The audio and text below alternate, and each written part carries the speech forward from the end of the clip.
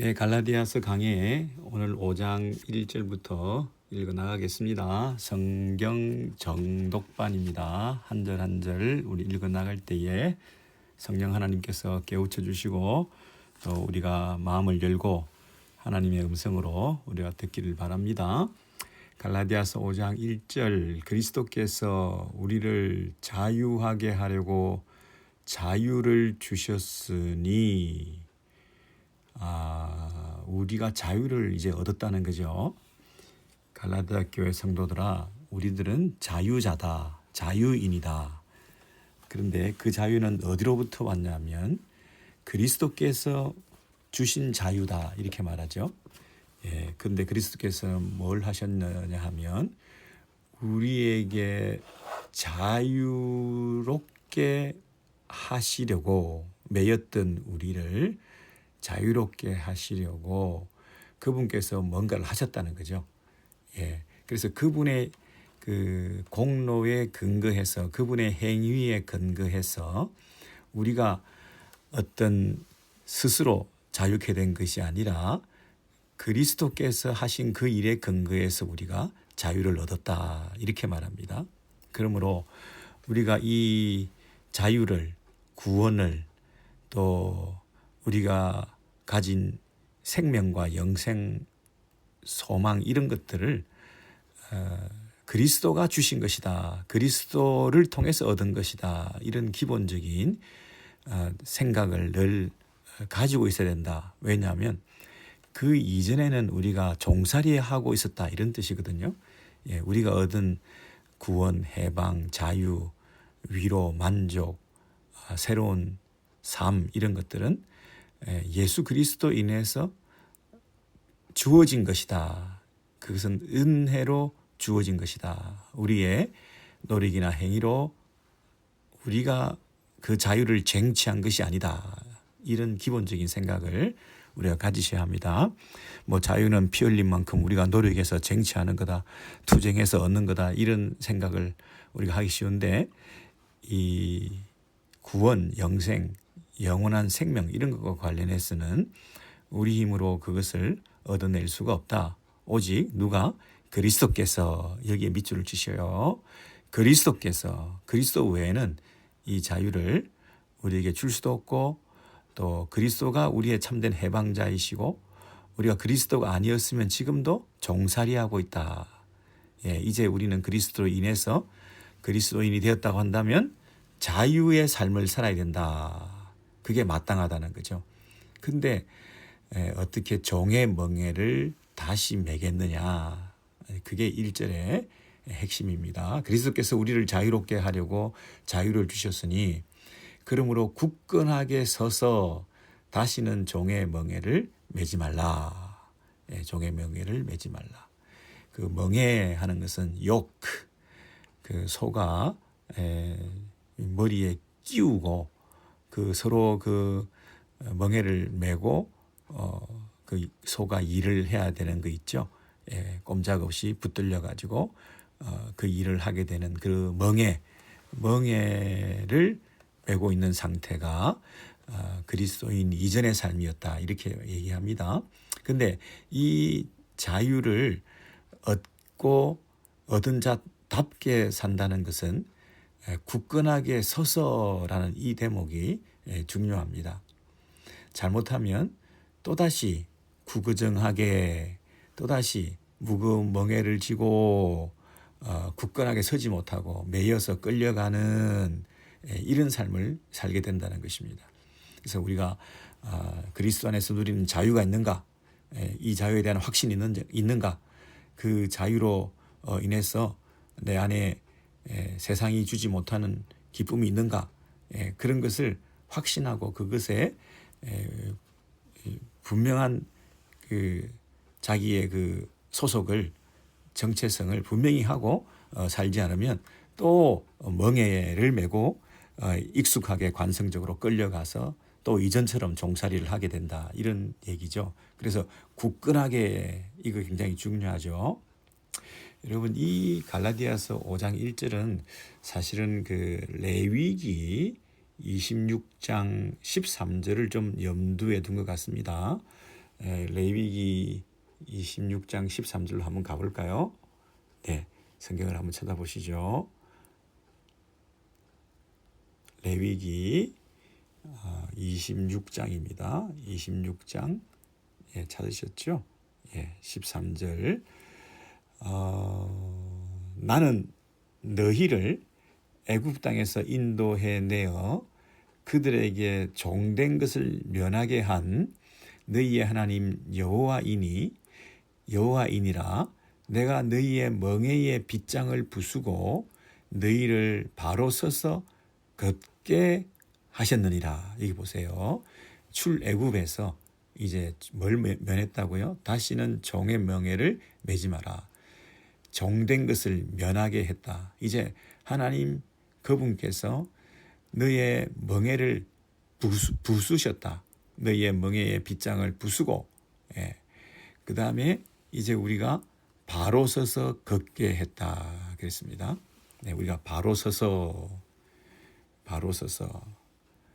내가 I made you go upright.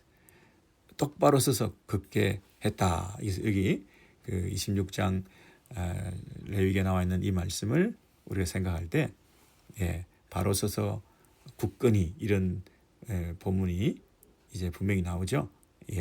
그래서 우리가 출애굽한 하나님 나라의 백성으로서 흔들림 없이 멍에를 깨뜨리고 그 자유를 누리고 만끽하면서 올곧게 살아가야 된다. 이게 자유자가 가진 특권이고 또 의무이기도 합니다.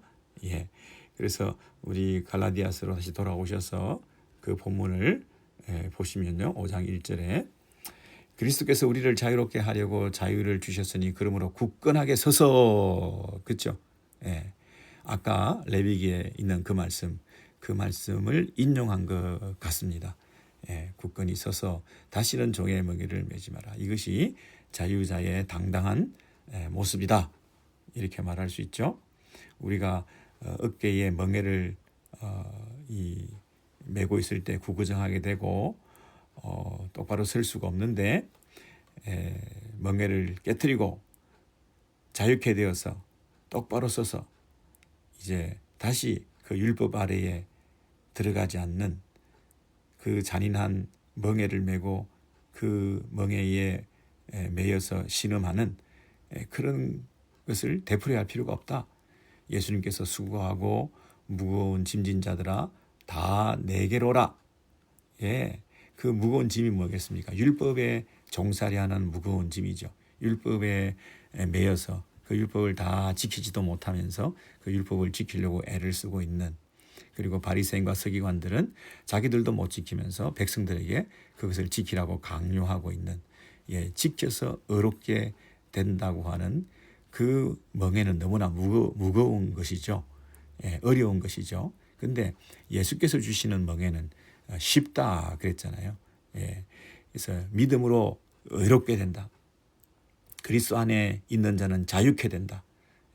하는 면에서 우리가 이루는 구원이 아니라 예수 그리스도가 하신 그 순종을 통해서 그분의 의를 우리가 덧입음으로 이제 우리가 하나님께 받아들여진다는 거죠. 지금까지는 우리의 행위와 순종으로 하나님께 받아들여질까 봐 그것을 추구하는, 하나님 앞에 의로워지려고 하는 모습이었지만 이제 우리의 순종이 아니라 예수 그리스도가 우리를 용서하시고 그분의 순종으로 하나님으로부터 받은 그 은혜를 우리가 힘입어서 하나님 앞에 나아가게 되었다 하는 이 자유의 삶, 그것이 갈라디아서 5장 1절의 말씀이었죠.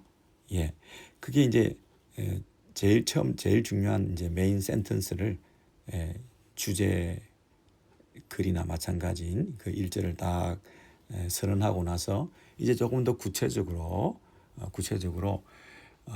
그 종살이가 무엇인지, 어디에 매여서 있는지, 너희가 이 자유를 누리지 못하고 있는 모습이 어떤 모습인지 그 2절부터 설명하는데, 거기에 처음으로 할례라는 단어가 등장합니다. 보라, 나 바울은 너희에게 말하노니 너희가 만일 할례를 받으면 그리스도께서 너희에게 아무 유익이 없으리라. 그래서 그 자유의 반대말로 여기서 할례를 받는 것 이렇게 말하는 거죠. 죄에서 자유를 얻는다라는 일반적인 얘기보다는 그 할례라는 그 전통, 규칙, 또 관례 이런 것을 답습하고 그것을 계속 받아야만 된다고 하는 그런 거짓 교사의 가르침 아래에서 할례를 계속 행하고 있는 거기에서 벗어나야 된다 이렇게 말하는 거죠. 율법 준수 또 절기 지킴 이런 것과 아울러서 구체적인 예를 한 가지 딱 대표적인 예를 한 가지 딱 가장 문제가 되고 있는 예를 한 가지 딱 우리가 알려주는데 그것이 할례라는 것이죠. 그런데 이 5장 2절에 그 바울이 말하는 그 어조가 굉장히 단호합니다. 그래서 한 번 더 힘주어서 말한다. 나 바울이 여러분에게 말한다. 보라, 나 바울은 너희에게 말하노니. 이렇게 5장 2절이 아주 세게 말합니다. 내가 또 한 번 분명하게 말하건대 이 말입니다. 돌려서 말하지 않는다. 완곡하게 말하지 않는다. 엄숙하게 말한다. 정말 진지하게 말한다. 그냥 대충 넘어갈 수 있는 문제가 아니다. 이래도 되고 저래도 되는 거 아니다. 이 문제만큼은 반드시 짚고 넘어가야 되겠다. 사랑이 많은 교회, 사랑이 많은 예수님의 사도, 바울 다 좋은데 그러나 진리에 바로 서야 된다. 우리 교회가 진리에 바로 서야 된다 하면서 이 5장 2절에서 보라 이렇게 말씀하시고 굉장히 어텐션 하고 난 다음에 내가 해야 될 말을 분명히 하겠다 이렇게 얘기하시면서 내가 분명히 너희에게 말하노니 그 중에 특별히 할례를 받으면 너희가 만일 할례를 받으면 그것은 그리스도께서 너희에게 아무 유익이 없으리라. 여러분 그리스도가 우리에게 아무런 의미가 없다는 거죠. nothing이라는 단어를 썼죠. 영어 표현을 보시면 할례를 받는 순간 너희가 그리스도가 아무런 의미가 없어진다. 그리스도가 이루신 그 공로, 그리스도가 이루신 그 구원의 선물, 우리가 은혜로 우리가 받게 되는 것인데 우리가 뭔가를 행해서 외적인 표징을 통해서 예수를 믿는 것 플러스 알파를 더해서 만약에 구원을 받았다, 의롭게 되었다, 이렇게 하나님 앞에 받아들여졌다 이런 생각을 자꾸 하고 뭔가를 추가적으로 할례를 행한다든지 이런 것을 더하면 그리스도의 그 완전성이 훼손당하는 것이다. 그리스도의 십자가가 그 십자가로서의 완전성이 무너지는 것이다. 그렇죠. 그래서 오직 그리스도, 오직 은혜로, 오직 믿음으로, 오직 그리스도로 이렇게 우리가 구원받는 것이지 거기에 뭔가를 더하거나 빼거나 이런 것은 안 된다는 거죠. 오직 믿음으로 이 말은 믿음과 행위로 그 말을 해서는 안 된다는 거죠. 오직 믿음으로만 해야 되는 거지 믿음 플러스 행위로 이렇게 하면 안 된다는 거죠. 그러면 그 믿음, 오직 믿음이라는 그 체계가 무너진다는 거죠. 오직 은혜로 이렇게 가야지 은혜로 우리가 구원을 받지만 우리의 수고, 우리의 노력 이런 것도 필요하다고 생각하면 그 은혜 교리가 무너지는 거죠. 오직 은혜 그 슬로건이 무색하게 되는 거죠. 오직 그리스도로 하면 그리스도 한 분으로 모든 것이 다 만족해야 되는데 그리스도 플러스 인간의 수고, 그리스도께서 하신 일에다가 우리 인간들의 그 협력, 동력, 노력 이렇게 하면 그리스도만으로 오직 그리스도로 하는 그 슬로건이 무색해지는 거죠. 그래서 오직 믿음으로 오직 은혜로 오직 그리스도로 그렇게 가야 되는 거지. 믿음 플러스 행위, 은혜 플러스 수고, 그리스도 플러스 인간 이런 식으로 뭔가 보태려고 하는 것은 그 은혜 교리를 무너지게 만드는 것이다. 그리스도의 완전성을 무너지게 만드는 것이다. 십자가만으로 하는 그 십자가를 퇴색하게 만들고 무력하게 만들고 십자가의 능력을 부정하게 되는 꼴이고, 그래서 자기도 모르게 엔타이 크라이스트, 그 적그리스도적인 행위를 하게 되는 것이다. 그렇게 엄숙하게 지금 말하는 것입니다. 그냥 할례를 뭐 하나 추가적으로 받을 수 있지 않겠냐, 그런 것에 대해서 지금 말하는 게 아니고요. 지금 사도 바울이 말하고자 하는 것은 그냥 뭐 할례 하나를 임의로 오직 믿음으로라는 교리에 굳건히 서서, 또는 이방인 또는 유대인들을 상대로 그 문화에 맞게끔 적응하기 위한 것이라든지, 그들에게 너무 덕을 끼치기 위해서라든지 건덕상 그렇게 한다든지 이런 정도로 할례를 추구하는 그런 정도를 말하는 것이 아니라, 지금 이 갈라디아 교회의 문제는 뭐냐면, 이 할례를 행한다고 하는 것이 구원의 문제와 직결을 시키고 있기 때문에 그렇습니다. 그래서 할례를 행해야 구원을 받은 것이다. 할례를 행해야 하나님의 백성이다. 믿음으로 예수만 믿어서 구원을 보장받지 못한다. 할례를 통해서 구원을 확인받게 된다. 이런 거짓 교사의 가르침 때문에 사도 바울이 이 부분에 대해서 다시 한번 말하는데 그거 아니다, 이렇게 얘기를 하는 거죠. 뭐 예를 들자면 우리가 뭐 성령의 은사를 받고, 뭐 예를 들어서 은사 중에 방언이라고 하죠. 방언의 은사를 받은 것이 너무나 하나님의 축복이고, 또 그 은사를 활용해서 더 기도에 깊이 나아가기도 하고 하는 그런 선용하고 장점들이 있을 수 있거든요. 근데 그 은사를 우리가 노력해서 받는 게 아니잖아요. 하나님의 선물로 받는 것이고, 또 은사는 다양하고, 다 방언을 받겠냐, 다 예언을 받겠냐, 다 가르치는 은사를 가지겠냐, 그게 아니고 각자 다양한 은사를 줄 수 있기 때문에 은사 안에 무슨 차등이나 그 우월감이나 이런 것이 있을 리가 없죠. 교회를 세우는 건덕의 차원에서, 교회의 몸을 세우는 차원에서 각자 다양한 은사를 서로 인정하고 가야 되는데, 어떤 사람이 이렇게 얘기를 했다 그러십시다. 방언을 받지 못하면 구원을 받지 못한 거다. 구원을 받은 사람은 누구나 다 방언을 받는다. 만약 이렇게 한다면 지금 사도 바울이 다시 한번 내가 힘주어 말하는데 그건 아니다, 이렇게 얘기할 거 아니겠어요.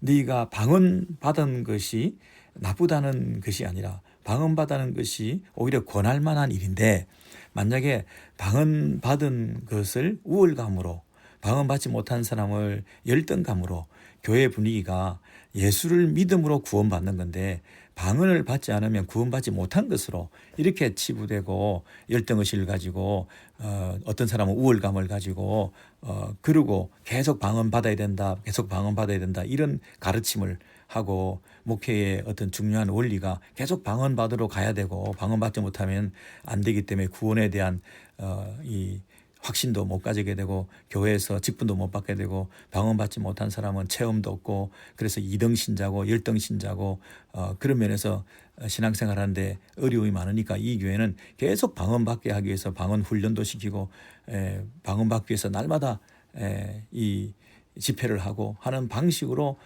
이게 주객이 전도된다면, 사도 바울이 내가 다시 한번 힘주어 말하는데 이런 2절과 같은 말씀을 하게 되지 않겠냐고요. 그러니까 갈라디아 교회 특수 사정을 우리가 생각할 때 여기서 할례 문제를 이렇게 심각하게 다루고 있다는 것이죠. 할례를 받고 또 여러 가지 전통과 율법의 그 규례들을 지키지 않으면 구원을 받을 수 없다, 이렇게 말하는 것이 이제 문제가 되는 거죠. 예수를 믿는 믿음만으로는 구원을 얻기에 불충분한 것처럼 이렇게 말하는 것에 대해서 사도 바울이 다시 한번 얘기를 하고 있습니다. 그리스도가 시작하신 일을 모세가 그것을 마치겠냐. 이게 어불성설이라는 거죠. 은혜로 우리가 구원을 받았다고 하면서 다시 행위로 돌아간다는 것이 말이 되겠느냐. 이렇게 자꾸 누차 똑같은 얘기를 반복하는 것 같지만 사도 바울 입장에서는 이 갈라디아 교회를 생각할 때 너무 안타까운 마음을 가지고 이 부분이 대충 넘어갈 수 있는 부분이 아니다 이렇게 얘기를 하는 거죠. 우리가 그냥 생각할 때는 뭐 할례를 뭐 받든지 말든지 그냥 예수만 믿으면 된다 이런 차원이 아니라 할례를 받음으로 구원에 더 확실성을 가지게 되고 할례를 받지 않음으로 구원에서 멀어질 수 있다 생각하는 그런 분위기를 이 사도 바울은 지금 깨트리고 있는 것이죠. 그래서 nothing이다. 할례를 너희들이 받으면 그리스도가 너희에게 아무런 유익이 없게 된다. 그리스도가 완전한 것인데 그 할례를 받음으로 구원에 이른다고 한다면 그리스도가 설 자리가 없다는 거 아니죠. 설 자리가 없다는 거죠. 그리스도에다가 뭘 더하는 순간 그리스도는 아무것도 아니게 된다는 거죠. nothing이 된다는 거죠.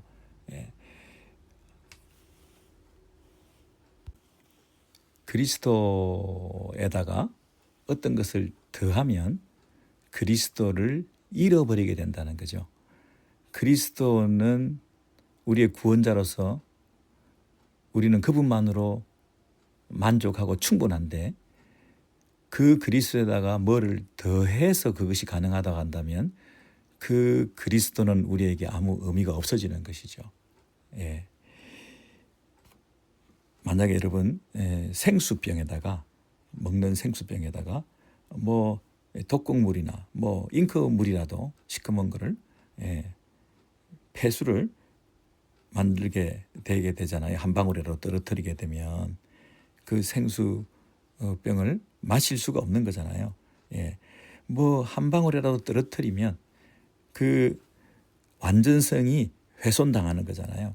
그럼 그 물 자체를 버릴 수밖에 없는 거거든요. 우리가 예수를 믿는데 그 믿음의 대상인 예수만으로 충분하다고 생각하지 않는 순간 뭔가를 애드해야 된다고 생각하는 순간 그 그리스도의 완전성은 깨지는 거잖아요.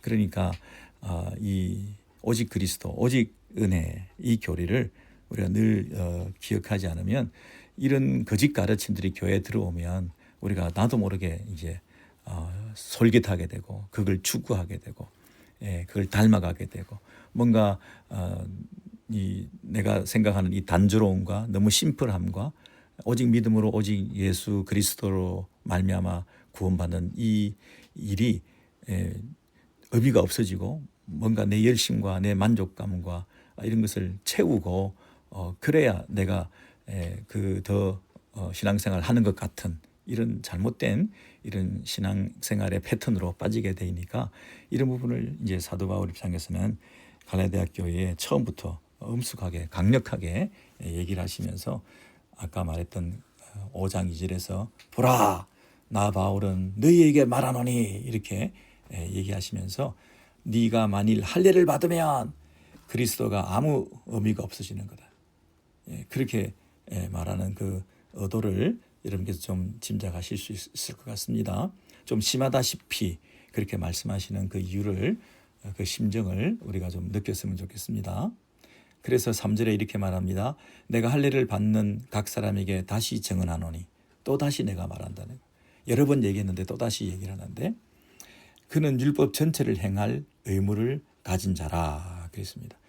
만약에 할례를 행한다고 한다면 그러면 네가 율법을 다 행할 수 있냐? 율법을 다 지킬 수 있냐? 율법을 다 지켜서 구원받을 수 있냐? 율법 전체를 행할 의무를 니들이 가지게 되는데 그런 방식으로 그런 원리로 구원을 얻는 길로 네가 그 트랙에 들었었다고 한다면 할례를 받는 순간 너는 율법을 다 지켜야 돼, 다 지켜 구원받는 그런 사람이 되고 마는데 그게 네가 가능한 일이냐? 이렇게 말하는 거죠. 4절에서 율법 안에서 어렵다함을 얻으려 하는 너희는 그렇잖아요. 율법을 지켜서 어렵다함을 받으려고 하는 너희는 2절, 3절, 4절에서 똑같이 그 할례를 행하는 사람에 대해서 이런 경고를 하면서 그렇다면 너희는 4절입니다. 그렇다면 너희는 그리스도에게서 끊어지고 단절되고 그리스도가 우리에게 주시는 그 구원의 의를 우리가 은혜로 덧입어서 하나님께 나아가는 그 방식으로 구원을 받는 길은 틀려 먹었다는 거죠. 이제 그 트랙에서 빠져나와서 네가 율법을 지켜서 구원받는 그 일로 계속 구원을 받든지 해라는 거죠. 네. 할례를 네가 만약 행한다면 그 할례의 그 첫 단추가 뭘 의미하느냐? 네가 그리스도를 부정하는 거 아니냐? 그리스도께서 끊어진 것을 각오하고 있느냐? 그리스도가 주신 그 은혜를 이미 상실한 채로 너는 이쪽으로 들었었느냐? 둘 중에 하나를 택하라. 어느 쪽으로 구원받는 길이 있다고 생각하느냐? 이 얘기를 굉장히 강력하게 하고 있습니다. 은혜에서 떨어져 나간 사람이다. 너는 그리스도에게서 끊어진 사람이다. 이런 구원이 없는 거죠. 여러분, 우리가 교회 생활하면서 우리의 열심, 우리의 공로, 우리의 애씀, 그리고 우리가 뭔가 행위를 통해서 위로와 만족을 얻으면서 그것이 축적되고 쌓아 올려서 그것이 하나님 앞에서 칭찬을 받고 내가 일평생 살아오면서 이런저런 일을 많이 했고 우리 선배도 조상도 또 뭐 몇 대째 교회도 다니고 또 우리 뭐 집안에 목사님들이 많고 또 뭐 개척교회를 몇 군데를 세웠고 교회를 뭐 몇 군데를 세웠고 선교지에 가서 무슨 처치 플랜팅을 하고 건물을 세우고 나는 새벽기도를 계속 나오고 난 한 번도 빠진 적도 없고 나는 성경을 계속 뭐 몇백 독을 하고 만약에 뭐 이런 식의 자꾸 수적인 개념으로 또 내가 뭔가를 행위를 해서 그것이 쌓아졌다고 하는 것이 나에게 조금이라도 자기 의로 발동하게 되는 순간 이 사람들은 그리스도에게서 끊어지고 하나님이 은혜로 주신 그 구원에 대해서 끊어진 자가 떨어져 나간 사람이 될 수가 있는 가능성이 많다는 거죠. 자기를 점검해 보라는 거죠. 너는 오직 은혜로 오직 그리스도에게 붙어 있어서 오직 그리스도를 믿음으로 말미암아 구원받는 그 길에 서 있는 자냐, 아니면 이런저런 일을 해서 자기의 그 어떤 수고와 선행에 대한 그 만족감과 다른 사람보다 더 낫다고 하는 그런 어떤 위로를 받으면서 그것으로 신앙생활을 해 나가는 이쪽 부류에 있는 사람이냐. 교회를 오래 다녔으니까 그것이 크레딧이 되고 몇 대째 예수를 믿으니까 그것이 내 신앙생활에 어떤 그 확신, 소망, 또 구원의 근거 이런 것이 된다든지. 네, 이게 나도 모르게 인간은 그런 게 마음에 쌓여 있게 되거든요. 저도 뭐 그런 얘기를 많이 듣습니다. 뭐 이런저런 칭찬을 하고 뭐 선배가 어떻고 조상이 어떻게 했고 뭐 그래서 오늘날 뭐 우리가 어쩌고 저쩌고 하는 그런 얘기를 들을 때가 있는데 그거 굉장히 십자가의 원수가 될 수가 있습니다. 오직 은혜로 우리가 교회 안에서 자랑할 수 있는 것은 그리스도의 공로만 자랑해야 되는 거죠. 교회 안에 공로가 있다면 그리스도의 십자가의 공로밖에 없는 거죠. 그래서 예수만 자랑하고 예수께서 하신 일만 우리가 기억해야 되는 거지. 내가 행한 것을 자꾸 기억하게 되면 오직 그리스도, 오직 은혜의 교리에 우리가 자꾸만 원수 짓을 하게 되는 거지 않습니까? 우리가 자주 이 부분을 점검하지 않으면 이 갈라디아 교회에 있는 사람들처럼 이런 실수를 되풀이하게 되는 것입니다. 자, 5절에 보시면 갑자기 인칭 대명사가 우리가 되어 있습니다. 아까는 1절부터 4절까지는 어떻게 되어 있습니까? 1절부터 4절까지는 너희가 그랬죠. 내가 너희에게 말하노니 너희가 만일 할례를 받으면 그렇게 4절에도 율법 안에서 어렵다함을 얻으려 하는 너희는 그랬는데 이제 5절에는 우리가 이렇게 얘기를 하죠. 그 말은 뭐냐면 너희로 대표되는 율법의 멍에를 쥐고 할례를 행하면서 오직 은혜, 오직 믿음으로 이 교리에 있지 않은 너희들은 거짓 교사들의 가르침을 받고 거기에 마음이 뺏겨 있는 너희들은 그 반면에 우리는 이 말이죠. 우리는 어떤 존재냐면 신실한 그리스도인입니다. 참된 예수의 제자입니다. 믿음으로 어렵게 된 사람들입니다. 너희는 반대말은 우리가 그랬습니다. 우리가는 어떤 사람들이라고요? 우리는 오직 믿음으로 어렵게 된 하나님의 자녀 된 자들인 우리들은 신실한 그리스도인들의 그런 참된 은혜의 복음에 서 있는 자들은 그 우리들입니다. 우리는 어떻게 설명되느냐 하면 성령으로 같이 읽으셔야 됩니다. 우리가 성령으로 믿음을 따라 의의 소망을 기다리는 자들이다. 아까 우리 1절에는 종의 멍에를 매지 말라 그랬죠. 우리는 종의 명예를 다시 매지 말고 자유하게 된 사람으로서 굳건하게 서 있어야 된다. 굳건하게 서 있어야 된다. 그리고 오늘 그 6절에서는 5절에서는 우리가 성령으로 자유케 되고 믿음으로 구원받은 우리들은 율법의 멍에에서부터 벗어나서 참 자유자들이 이 땅에서 의의 소망을 기다리는 자들이다 이렇게 말하죠. 기다린다는 얘기는 그분이 하신 일을 믿고 그분이 하실 일을 바라보면서 소망 가운데 그분을 바라보는 믿음으로 기다리는 거죠. 우리가 하는 일이 없는 거죠. 조금 더 엄격하게 말하면 다른 설명을 해야 되겠습니다마는 율법의 종의 멍에를 메고 부단히 열심히 애를 쓰고 있는 할례를 행하고 뭘 하고 하는 그런 방식의 삶을 사는 사람들은 기다릴 줄 모르는 거죠. 내가 해야 되니까. 그런데 우리는 기다리는 자다. 왜냐하면 우리는 소망이 있는 자이고 그리고 우리는 믿음이 있는 자이기 때문이다. 여기서 보시면 5절입니다. 우리가 성령으로 믿음을 따라 의의 소망을 기다리노니 그랬죠. 여기서 의의 소망이 뭐냐면 우리가 지금 칭의를 받았습니다. 예수 믿고 우리가 어렵다 하는 칭의, 어렵다 칭함을 받았습니다. 이 땅에서.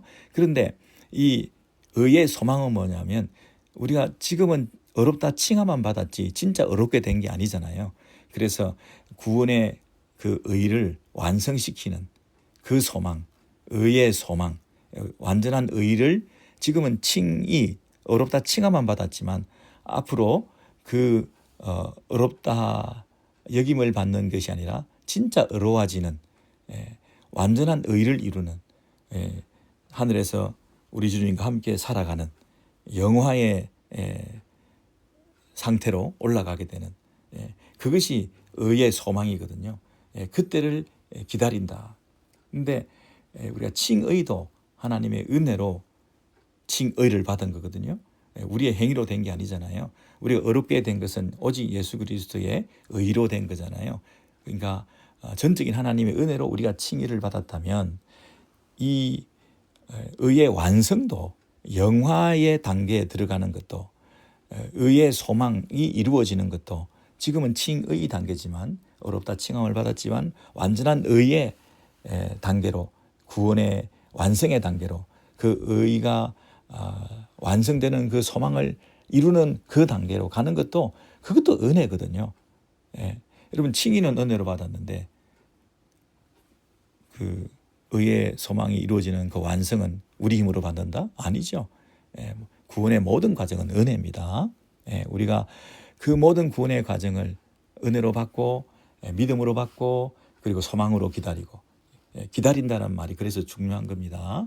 우리가 아무것도 안 한다는 건 아니죠. 그러나 우리가 그것을 우리 힘으로 받아낸다는 뜻이 아니라는 거죠. 그분이 하신 것을 믿고 그분이 하실 것을 기다리면서 믿음과 소망 가운데 우리의 구원의 문제는 그분께 달려있다. 이것이 우리의 입장이라는 거죠. 너희들은 그 자유가 없이 지금도 부단히 애를 쓰면서 뭔가를 행해야 된다. 할례를 행했느냐 어쨌느냐 이러면서 그 의의 문제를 스스로 해결하려고 하는 방식은 굉장히 위험한 것이다. 이렇게 말하죠. 자, 5절 밑에 보시면 6절인데요. 6절인데 5절과 6절은 연결되어 있고 그 5절의 이유가 6절에 설명되어져 있습니다. 그래서 6절은 왜냐하면이라고 하는 접속사로 원래는 시작되는 거죠. 여기는 번역이 안 됐지만, 예, 왜냐하면 그리스도 예수 안에서는 할례나 무할례나 효력이 없으되 사랑으로서 역사하는 믿음뿐이니라. 여러분 6절이 좀 어렵습니다. 예, 왜냐하면 그리스도 예수 안에서는 할례나 무할례나 효력이 없으되, 여러분 여기 보세요. 지금까지 할례를 행하지 말라에 초점이 맞춰져 있는 줄 알았잖아요. 할례를 행하는 자들을 책망했잖아요. 그런데 여기 보면 할례나 무할례나 효력이 없다 이렇게 말했어요. 할례를 행해도 그것이 효력이 없을 뿐만 아니라 내가 할례를 행하지 않았다는 것, 그것도 어떤 자기 의나 자랑이나 근거가 될 수 있는 게 아니라는 거죠. 할례를 행하든지 안 하든지 그건 관계가 없다는 거예요. 이방인이나 유대인이나 그게 관계가 있는 게 아니라는 거예요. 우리의 신분과 자격과 조건의 상황에 아무런 상관없이 우리 모두 그리스도 예수 안에 있다는 거죠. 그리스도 예수 안에서는 그런 자격과 조건과 우리의 배경과 우리의 행위와 이런 것들이 아무 효력이 없다. 아무 영향을 미치지 않는다. 예. 그래서 여기서 우리가 이제 오해를 하지 말아야 될 것은 지금 할례를 행하지 말라 여기에 초점이 맞춰 있는 게 아니에요. 뭐냐면 그 밑에 사랑으로서 역사하는 믿음뿐이니라. 예. 할례를 행하냐 마냐가 아니라 믿음을 가졌느냐 안 가졌느냐 이게 중요하다는 거죠. 믿음뿐이니라. 이것만 있으면 된다는 거죠. 근데 이것만 있으면 된다는 그 믿음 앞에 사랑으로서 역사하는 믿음이다 그랬어요. 그래서 역사한다는 것은 일한다는 뜻이죠. 역사한다, 워킹한다는 거죠. 일한다, 행위를 한다. 그런데 그 그리스도 예수 안에서 행하는 그 믿음, 우리가 지금 뭐 율법을 지키지 마라, 할례를 행하지 말라 이러니까 행위는 아무것도 하면 안 되는 거다. 오직 기다리기만 하면 된다. 우리는 아무것도 안 하고 뒷짐지고 예수님께서 하신 일을 그저 믿기만 하고 뭐 바라보기만 하고 기다리기만 하면 된다. 이렇게 오해를 하게 되는데, 그런 오해를 할까 봐 6절에서 사도 바울이 뭐라고 얘기하느냐면 역사하는 믿음이다 이렇게 얘기했잖아요. 역사하는 믿음이다. 일하는 믿음이다. 믿음에 따르는 마땅한 행위가 있을 수밖에 없다. 예. 그런데 그 역사는 무엇으로서? 사랑을 통해서, 사랑으로서, 사랑으로서 일하는, 효력을 발휘하는, 사랑으로서 발산하는, 사랑으로서 표현되는 믿음, 그 믿음을 가지고 이 신앙생활을 해나가는, 이것이 진짜 신앙생활인데, 그것 말고 종교적으로, 율법적으로, 행위적으로, 외형적으로, 관습적으로, 관성적으로, 전통적으로, 유전적으로 그렇게 교회 안에서 행하는 그 할례를 행하는 순간 너는 그쪽 사람이 된다는, 그쪽 방식으로 신앙생활을 해나가고 그런 방식으로 구원에 이르려고 하고 그런 방식으로 축적된 너의 행위의 그 결과물을 내놓고 나는 어렵다라고 인정받으려고 하는 그런 이 신앙생활의 첫 단추를 할례를 통해서 꿰게 되는 그 우를 범하게 되는 거라는 거죠. 그게 아니라, 그런 쪽이 아니라 우리는 믿음만 가지고, 믿음밖에 우리는 가진 게 없는데 이 믿음이라고 하는 것이 역사하는 믿음이라는 거예요. 일하는 믿음이라는 거예요. 근데 그 동기는 뭐냐 하면 사랑이라는 거예요. 종교적 의무로 하는, 의무감으로서 하는 행위가 아니라 사랑으로, 사랑하는 마음으로 하나님을 사랑하고 이웃을 사랑하고 하는 그런 마음이 동기가 되어서 발산되는 행위적 삶이 이 믿음에는 묻어 있다는 거죠. 믿음 안에는 그것이 다 포함된다는 거죠. 우리가 행위가 없다는 것이 아니라 행위가 있는데 그 그것은 믿음의 양면성을 가지고 있는 것이고, 그리고 그 행위의 동기는 사랑이라는 거죠. 그런데 그 사랑으로 역사하는 그 힘은 어디서부터 생기느냐? 어디서부터 이 힘이 생겨서 그 행위를 이룰 수가 있고 순종을 이룰 수가 있고 하나님 앞에서 그 일을 얻을 수가 있느냐 하면, 그것이 5절에 있는 성령으로라는 대목입니다. 우리가 성령으로, 성령의 힘으로, 성령으로 믿음을 따라, 이게 굉장히 중요하죠. 우리가 성령께서 우리 안에 계시고 힘 주셔서 그 힘으로 우리가 가진 그 믿음을 통해서, 그리고 우리 안에서 역사하는 성령의 능력으로 말미암아 일하는 그 사랑의 수고를 통해서 사람들 가운데 믿는 사람으로서의 그 삶을 표현해내는, 그것이 5절에 있는 성령으로 믿음을 따라 이 말이거든요. 그리고 그 성령으로 믿음을 따라, 그것이 6절에는 사랑으로서 역사하는 믿음, 이렇게 표현되어 있죠.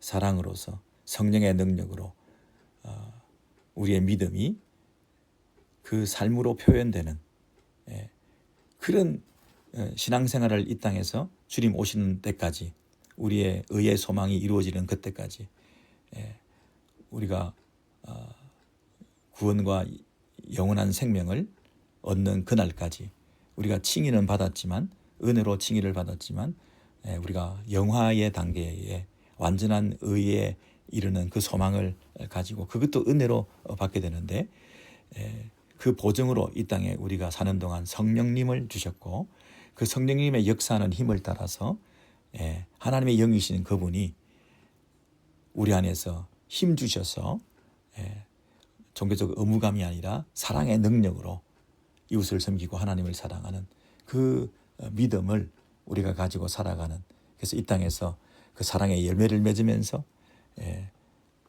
우리에게 주신 그 율법을 이제 지키고 순종하는 그런 삶을 살아냄을 통해서 하나님의 법을 더 잘 지키는, 지금까지는 율법을 우리 힘으로 지키려고 해서 그 율법을 다 지키지도 못했었는데, 이제는 성령님을 보내주셔서 나는 못 지키지만 그 율법의 그 깊은 법 정신까지, 그저 살인만 안 하면 살인하지 않았다고 법을 지켰다고 생각하는 그런 수준에서 사람들을 향한 욕을 한다든지 나쁜 말을 한다든지 인격 살인을 한다든지 명예를 훼손시킨다든지 하는, 그것도 사람을 살인한 거라고 생각하는 그 법 정신에 따라서 성령의 디자이어가 있으면 그 한 영혼을 사랑하게 되는 거죠. 똑같이 하나님의 형상으로 지음받은 그 사람을 내가 진정으로 사랑하게 되는 거죠. 원수를 미워하고 이웃을 사랑하는 정도, 원수는 미워해도 된다고 생각했다가 그 원수조차도 내가 사랑할 수 있는 이런 산상보훈적인 새로운 천국의 시민의 윤리의 법을 우리의 마음에 새기게 되고, 내가 스스로는 그걸 행할 수 없지만 성령께서 내 안에 주신 그 사랑의 동기로, 내가 할 수 없는 사랑의 능력으로, 성령님의 능력으로 그런 법을 지켜나가는 이런 수준 높고 깊이 있는 신앙으로 한 단계 도약한 그런 수준에 이르기를 원하는 하나님의 마음으로 이 신앙생활을 우리가 해나가야 될 텐데, 갈라디아 교인들아, 우리가 이런 차원에서 신앙생활을 해야 되는데 너희들이 지금 외형적인 율법적인 그런 법을 지키는, 할례를 행했냐 안 했냐 이런 걸로 따지고 있는, 성경을 몇 번 읽었냐 안 읽었느냐, 그저 뭐 교회 출석했냐 빠졌냐 점검하고 뭐 이런 방식으로 비교 우위를 논하면서 내가 마치 더 우월한 신앙인인 것처럼, 그리고 그렇게 하지 않은 사람들을 향해서 왜 할례 안 행했냐고 손가락질하고 공격하고 있는 이런 형식, 이런 모습으로 교회가 나누어져 있는 이것이 너무 우습고, 이것은 비복음적이고 그들의 그런 그 교리를 따라, 그들의 잘못된 가르침을 따라 이 그리스도 안에서 누리는 이 자유를 우리가 뺏긴다고 한다면, 우리가 가장 중요한 걸 뺏기게 되는데, 그건 뭐냐면 성령으로 따라 살아가는 삶, 성령에 이끌려 살아가는 삶, 내 힘이 아니라 성령의 능력으로 살아가는 삶, 의무감이 아니라 이 사랑의 동기로 살아가는 이 삶, 이 고상하고 아름다운 이 바른 그리스도인들의 삶을 우리가 놓치고 살게 되니까 이건 교회가 아니라는 거죠. 이건 굉장히 위험하다는 거죠. 그저 열심히 교회 모여서 종교적 의무를 다하고 있는 것으로 교회 생활이라고 착각하고 있는 사람들에게 굉장히 책망하고 계시는 것이죠. 여러분, 오늘날 우리들에게도 신앙생활을 어떻게 하고 있는가? 내가 지금 하는 신앙생활이 사도 바울의 책망을 받게 되는 신앙생활이 아닌가? 우리의 신앙생활이 정말 성령께서 우리 안에서 역사하는 힘을 따라 사랑의 동기로 믿음을 표현하는, 그것이 율법을 지키고 순종하는 철저히 천국의 시민의 모습으로 변화되어가는 그 천국의 공동체를 이 땅에서 냄새 맡고 맛보고 또 누리고 우리 교회를 통해서 그것을 이루어가는 그런 모습이 있는가? 이게 신앙생활이라는 거죠. 그래서 갈라디아 교회를 향해서 사도 바울이 엄히 책망하는 그 음성을 또 한번 우리가 듣게 됩니다. 할례를 행해라 마라, 그 얘기가 아니라 할례자나 무할례자나 그게 의미가 있는 게 아니라는 거죠. 성령으로 사느냐, 이 차원으로 우리를 끌고 가시려고 하는 사도 바울의 그 마음을 우리가 조금이라도 느낄 수 있으면 좋겠습니다.